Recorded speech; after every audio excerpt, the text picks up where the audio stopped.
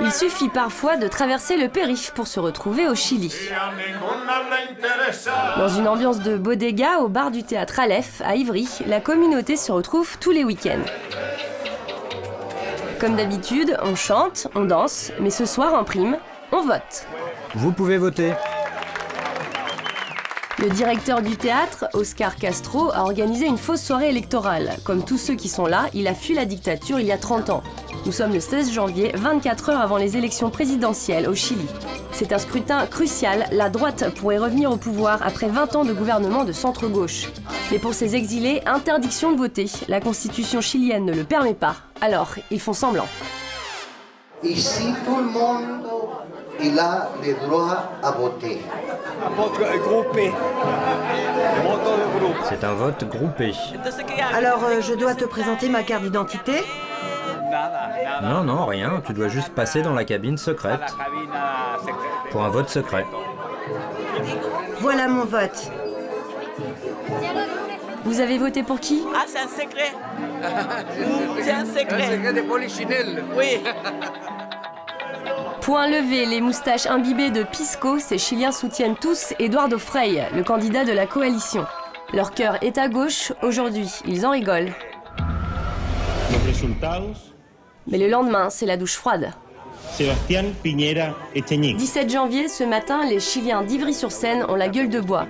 Sébastien Piñera, le candidat de la droite, est sorti vainqueur. Surnommé le Berlusconi chilien, multimillionnaire, proprio d'une télé privée, patron d'un grand club de foot, il incarne la droite décomplexée. Une exception dans le paysage d'Amérique latine. Sur 19 pays, 3 seulement ont mis la barre à droite.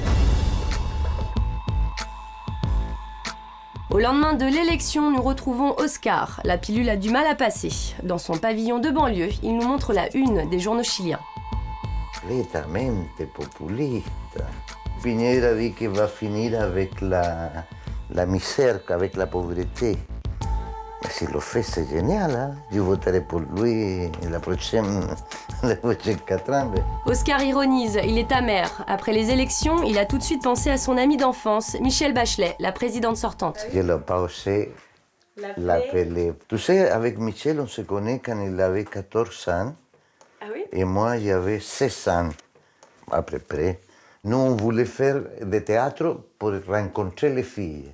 Y antes actriz, c'était la Michelle, et on a devenu des amis jusqu'à aujourd'hui, mais des grandes amis. Jusqu'à Paris, les rumeurs vont vite. Oscar a entendu dire que Piñera ferait rentrer des ex-membres du régime de Pinochet dans son gouvernement. Il appelle un ami pour en savoir un peu plus. Tu penses vraiment, toi, que les membres du gouvernement de l'époque de Pinochet vont rentrer dans le nouveau gouvernement ? Je pense que oui, mais pas en tant que ministre. En fait, ils n'auront que des postes de cabinet ministériel. Pour Oscar, c'est incompréhensible. Le changement politique ramène au pouvoir ceux-là même qui l'ont mis en prison, il y a 30 ans. À l'époque, il écrivait des pièces contre la dictature. Une dictature qui a fait 3000 morts, dont sa propre mère. Quand j'étais en prison, ma mère m'a venu me voir comme maman. Qu'est-ce que fait maman quand le fils il est en prison, va le voir. S'il est malade, va à l'hôpital. Et l'unique crime qu'il a fait, c'est aller me voir en prison et après l'en assassiné. Depuis la fin de la dictature en 1988, Oscar est parti au Chili tous les ans. Cette année, il n'est pas sûr d'y retourner. Et depuis qu'il y a Piñera aujourd'hui, tu vas retourner quand même au Chili ? Ah, figure-toi, c'est une question que je me fasse. À moi, me fait mal de voir que les mêmes qui ont, je ne dirais pas, assassiné la maman, que sont les mêmes qui après sont les mêmes ministres que Pinochet il avait. Dans son théâtre d'Ivry, Oscar ne cesse de rejouer sa vie. Aujourd'hui, il est en pleine répétition d'une pièce qu'il a écrite en 1980, 4 ans après son arrivée à Paris. Cela s'appelle L'exilé Mateluna et c'est l'histoire d'un réfugié chilien échappé de la dictature. Aujourd'hui, pour Oscar, elle a encore plus de sens. Dans les gradins, les fantômes des généraux qui ont assassiné sa mère ne sont jamais très loin. En fait, je fais un rôle d'un général.